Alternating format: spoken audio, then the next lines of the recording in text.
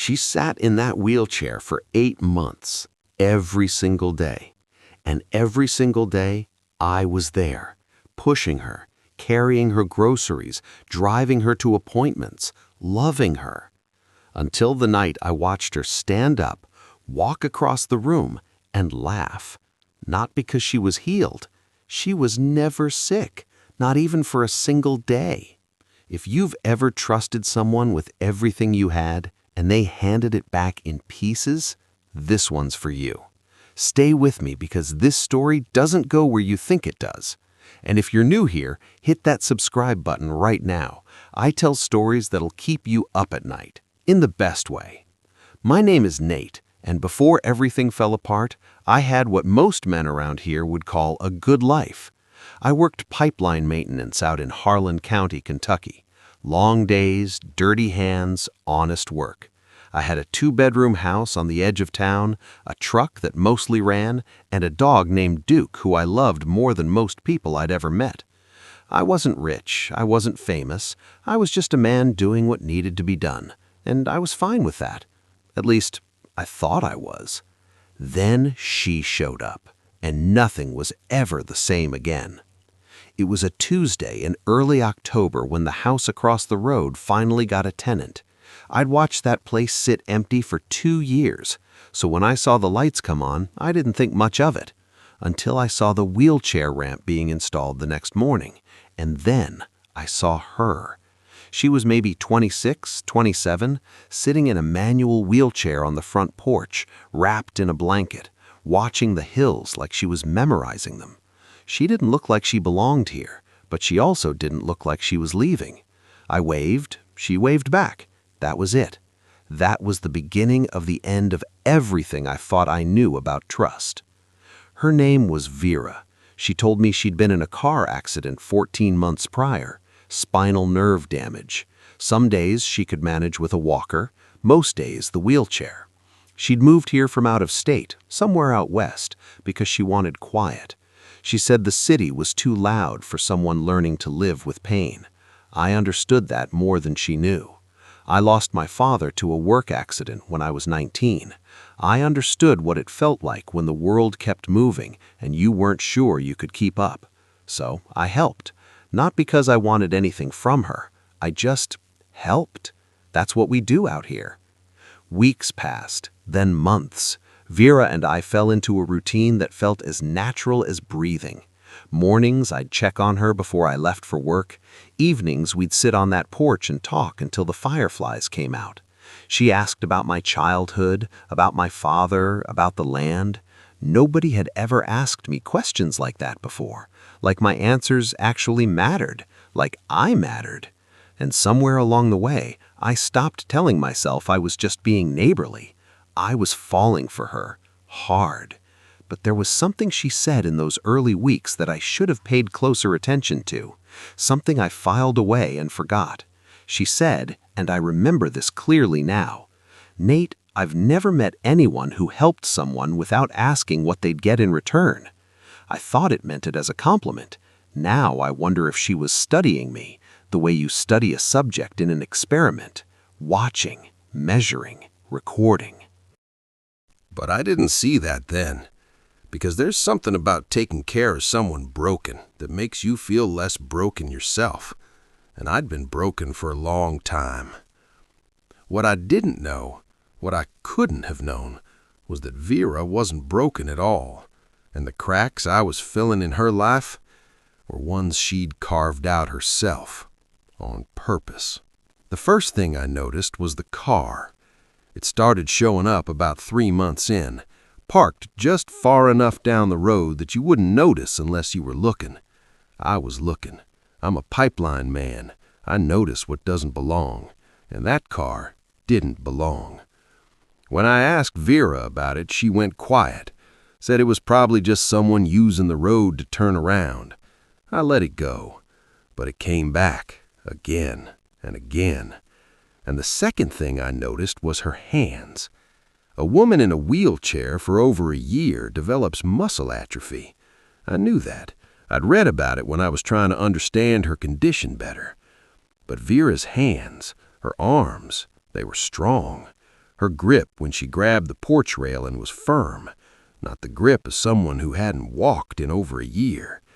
I told myself I was imagining things, that love makes you paranoid. I was right about one thing. It was paranoia. I just had the wrong target. The third thing, and this one I can't explain away, happened on a Thursday night. I'd forgotten my jacket at her place, went back around 9 to grab it. Her front door was cracked open. I knocked, no answer. I pushed it open gently, called her name. The house was dim, but in the hallway I could see her, standing. Not with a walker, not with a cane, just standing. Phone pressed to her ear, back straight, voice low and controlled. She was speaking to someone, and she said 3 words that I still hear when I close my eyes at night. The report's ready. She turned, saw me in the doorway, and for one single second before her face reset, I saw something in her eyes that I'd never seen before.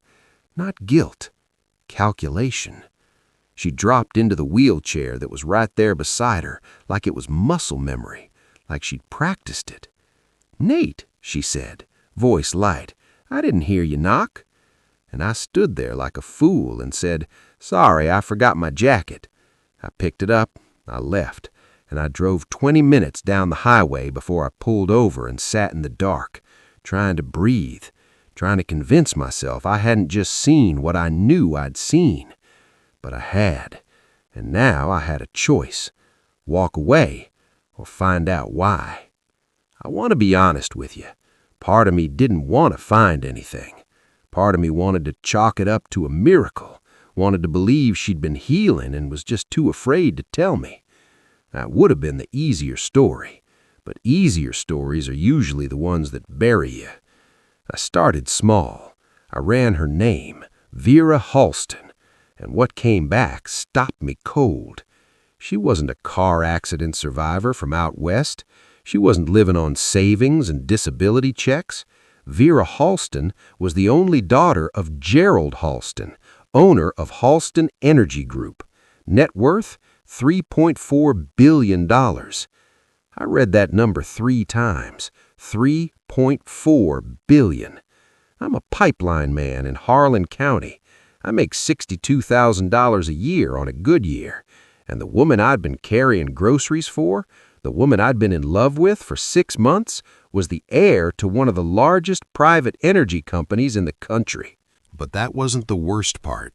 The worst part came when I dug deeper, because buried in an old business column 2 years back was a small item about Halston Energy, a profile piece about Gerald Halston's approach to hiring executives.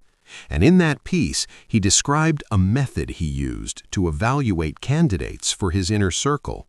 He called it, and I'm not making this up, the integrity field test. He would send someone into a target community, someone who would present as vulnerable, in need, and then he'd observe. Watch how people responded when there was nothing to gain. Watch who showed up, who helped, who stayed. He said, quote, "Character is only visible under the weight of inconvenience. I don't hire resumes, I hire souls." I sat with that for a long time. I sat with it until sunrise. She hadn't come here by accident. She hadn't moved here to heal. She had been sent here, or she had sent herself, to test someone. And whether I was that target specifically, or whether I was just the one who happened to show up first, I still don't know. What I do know is this: 8 months. 8 months of early mornings and porch conversations and quiet dinners. 8 months of me opening up in ways I hadn't opened up since my father died. 8 months of believing, really believing, that I'd found something real. And it was a research project. I was data. I was a variable in an experiment I never agreed to enter. And the worst part? The part that still gets me when the nights get long? I would have failed her test. Not because I'm a bad man, because I didn't help her for any reason other than the fact that she needed help. and somehow that was still not enough to earn the truth. I didn't go to her that morning. I gave myself a full day. I went to work. I did my job. I came home. I fed Duke. I sat on my porch and watched the sun go down over the ridge like I'd done 1,000 times before. And then I walked across the road. She was on the porch, in the wheelchair, still performing, even now. I sat down across from her, didn't say a word for a long moment. Then I said, "I know about your father. I know about the test, and I know you can walk." She didn't flinch, didn't gasp. She just let out a breath, like she'd been waiting for it. "How long have you known?" she asked. "Long enough," I said. She nodded, slow. Then she said something I wasn't expecting. She said, "You're the only person who passed." I asked her what that meant. She said there had been others, other towns, other tests, people who started out kind, but eventually asked for something: money, influence, access to her father. There were men who had been warm and generous right up until they found out who she was, and then the warmth had a price attached to it. "You never searched me," she said, "not until the end. You never tried to impress me with things you didn't have. You just showed up every day without any reason to." She turned and looked at me then, and her eyes were wet. First time I'd ever seen that. "I'm sorry, Nate. I know what this cost you." I looked at her for a long time. Then I said the only true thing I had left.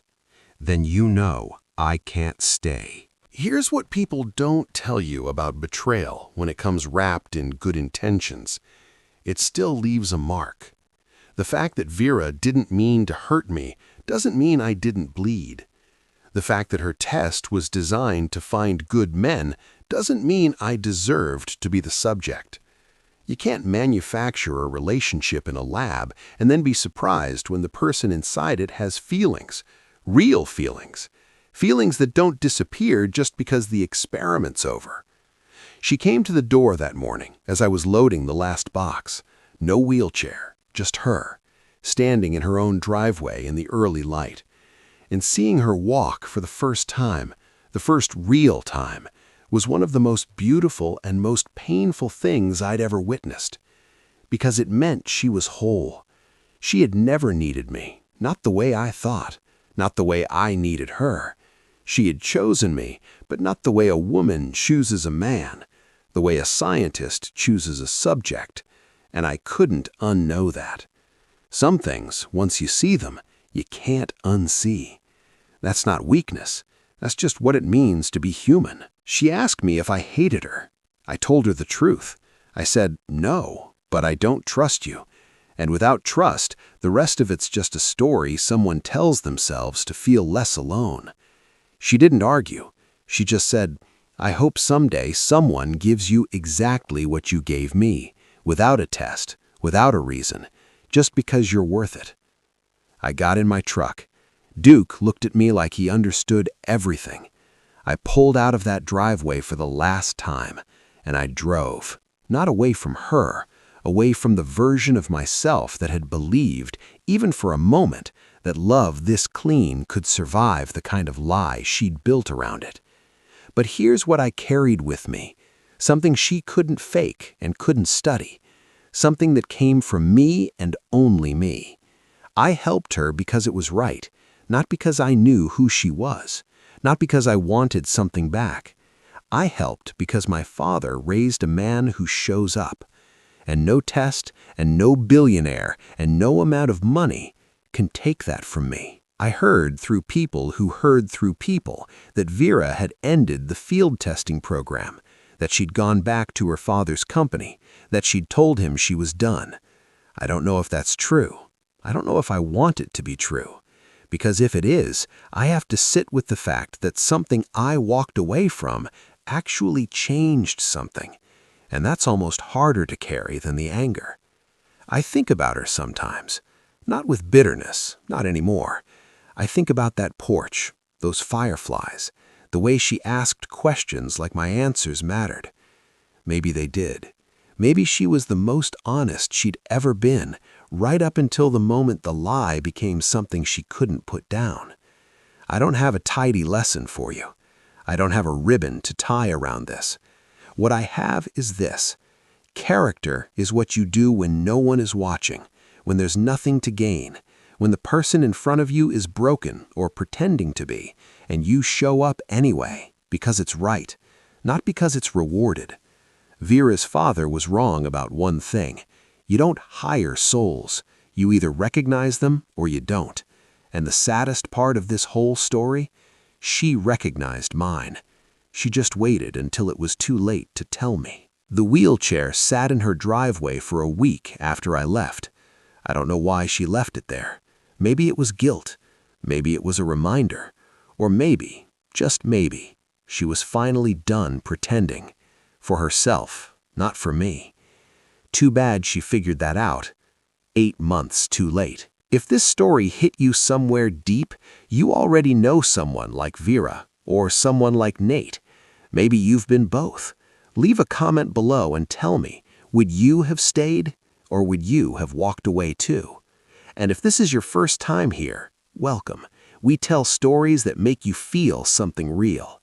Like, subscribe, and hit that notification bell so you never miss what comes next. Because the next story, trust me, you don't want to sleep on it.